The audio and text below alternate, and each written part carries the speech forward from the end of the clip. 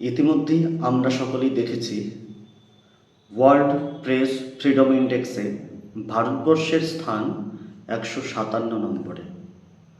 মোট 180টি দেশকে নিয়ে পরিসংখ্যান তৈরি হয়েছিল। সেই 180টি দেশের মধ্যে ভারতবর্ষের স্থান 157 নম্বরে রয়েছে। এই তো গত বছর 2025 সালে সংবাদ মাধ্যমের স্বাধীনতার সূচকে ভারতবর্ষের স্থান ছিল 151। কিন্তু দেখুন, বছর ঘুরতে না ঘুরতেই ভারতবর্ষের সংবাদ মাধ্যমের স্বাধীনতার সূচকে 157 নম্বরে গিয়ে পৌঁছেছে।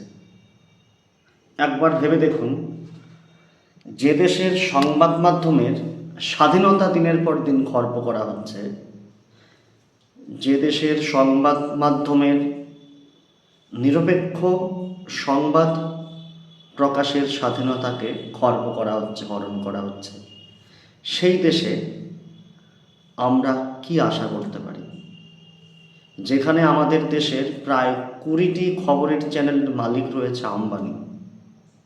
এদেশের বেশিরভাগ খবরের চ্যানেলের মালিকই হলেন আম্বানি, আদানি, গোয়েঙ্কা, ডালমিয়া। এরাই ভাগাভাগি করে রেখেছে বেশিরভাগ খবরের কাগজ চ্যানেলগুলো।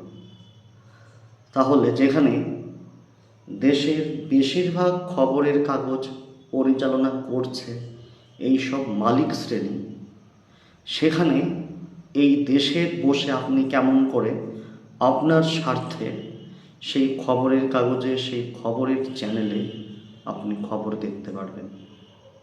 এই যে ভোটের আগে আপনারা দেখছেন খবরের কাগজে, টিভির চ্যানেলে হাওয়া তুলে দেওয়া হচ্ছে, এবার পরিবর্তন চাই, পরিবর্তন চাই, পরিবর্তন চাই। এই পরিবর্তন কি বাংলার জনগণের চাওয়া পরিবর্তন? বা এই যে বাংলার জনগণ, এরা যে পরিবর্তন চাইছে, এরা কোন পরিবর্তন চায়? বাংলার জনগণ কি শুধু আকণ্ঠ দুর্নীতিতে নিমজ্জিত ওই টিএমসির পরিবর্তে বিজেপিকে চায়? নাকি বাংলার এই সরকারকে উৎখাত করার সাথে সাথে বাংলার এই জনগণ চায় দুর্নীতিমুক্ত একটি সমাজ গড়তে, যেখানে নিত্য প্রয়োজনীয় জিনিসের আকাশ ছোঁয়া মূল্য বৃদ্ধি হবে না, শিক্ষা হবে সম্পূর্ণভাবে অবৈতনিক, বিনামূল্যে, সমস্ত রকমের চিকিৎসা পরিষেবা হাসপাতালে বিনামূল্যে পাওয়া যাবে, যেখানে যোগ্যতার নিরিখে সমস্ত বেকারের কাজ পাবে, নারী সুরক্ষা একদম সুনিশ্চিত থাকবে, যেখানে কোনো শিশু পাচার থাকবে না, নারী নির্যাতন থাকবে না, খুন ধর্ষণ থাকবে না, একটিও বেকার থাকবে না। এই পরিবর্তনই তো আমরা চাই। কিন্তু দেখবেন এই খবরের কাগজগুলোতে, টিভির চ্যানেলগুলোতে এটা নিয়ে কোনো আলোচনা নেই। না ঘণ্টাখানেকে এইসব ব্যাপারে আলোচনা হবে, না সেই বিতর্কে এইসব প্রশ্ন উঠবে। কোনো নেতা মন্ত্রীকে দেখবেন না বেকারত্ব নিয়ে, দুর্নীতি নিয়ে, মূল্যবৃদ্ধি নিয়ে, নারী নির্যাতন নিয়ে, খুন নিয়ে, ধর্ষণ নিয়ে, পরিবেশ দূষণ নিয়ে কোনো আলোচনা করতে টিভির চ্যানেলে গিয়ে। টিভির চ্যানেলগুলোকেও দেখবেন তারা এইসব ব্যাপারকে খুব সচেতনভাবে এড়িয়ে যায়। এই যে দিন দিন ডলারের তুলনায় টাকার দাম কমে যাচ্ছে, দেখবেন এটা তারা খুব সুন্দরভাবে এড়িয়ে চলছে। গঙ্গা, যমুনা সহ ভারতবর্ষের সমস্ত নদীর জল দিনের পর দিন দূষিত হয়ে যাচ্ছে। ভূগর্ভ জলের সংকট দেখা দিয়েছে, বিশ্ব উষ্ণায়ন বাড়ছে, হিমবাহের বরফ গলে যাচ্ছে, সমুদ্রের জলতলের উচ্চতা দিন দিন বৃদ্ধি পাচ্ছে, নির্বিচারে অরণ্য ধ্বংস হচ্ছে, পাহাড় পর্বত, জঙ্গল, জমি সমস্ত কিছু কর্পোরেট মালিকদের হাতে সরকারগুলো বিক্রি করে দিচ্ছে। কিন্তু দেখবেন সংবাদ মাধ্যমগুলো এসব ব্যাপারে বেশিরভাগ ক্ষেত্রেই নীরব থাকে। তাদের মূল আলোচনার বিষয়ই হলো কোন পার্টি জিতবে, কোন পার্টি হারবে, কোন পার্টি কতগুলি আসন পেতে পারে, কোন পার্টি কতগুলি আসন হারাতে পারে, কোন পার্টি কার বিরুদ্ধে কি খারাপ মন্তব্য করলো, কোন পার্টি কাকে কি বলে গালি দিল, কে মাছ খেলো, কে মাংস খেলো, কে দাড়ি কাটলো, কেউ গিয়ে স্নানের শরীরে সাবান মেখে দিল। এই হচ্ছে সংবাদ মাধ্যমের আলোচ্য বিষয়।